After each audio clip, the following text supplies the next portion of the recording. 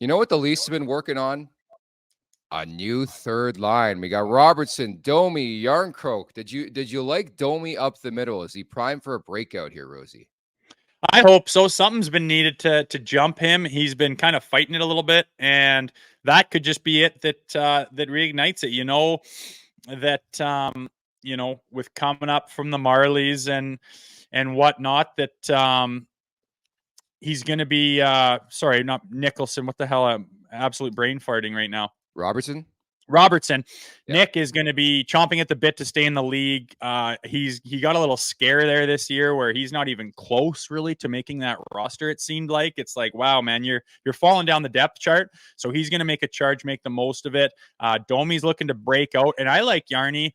Being that he seems to always be like, oh, can you play with Matthews? Can you play with Martin? Or can you play with these guys? And he's always like trying to step up to the occasion. Now he's like the veteran. He's like the calming presence on that line, and he can go and produce and get things done and show the way and take those guys under his wing and say, on the bench, let's do this, that, let's check out this video here and chat him up in between periods and kind of be that veteran leader for that group. And it just seems to fit nicely. And the first time they put them together, they seem to have success. So it's an optimistic thing in the roster right now for sure.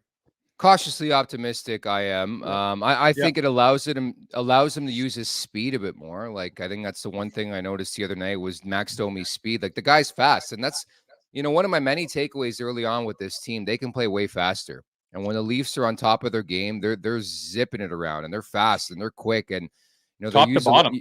Yeah, exactly. And I haven't seen that. Yeah. I haven't seen it from Nice. this team yet, I agree. Yeah, they're fast. They can be fast, and they don't really show that enough, probably. And I think you stop dicking around with the lines, get some chem going with some lines, and let these guys open it up and trust each other, and not always be feeling it out. Like, how annoying is it to always be feeling shit out? Can I cook here? Can you let us go? Can we get used to each other?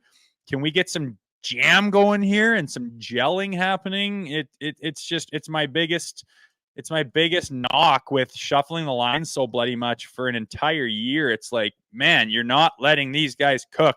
Let them open it up. Let them have confidence. And hey, I know that Yarny covers me when I pull this out of the D zone and wheel it in this direction on this play in this situation. You can have trust that, no, we've done this enough times. I know I've got a green light. I'm good to go here.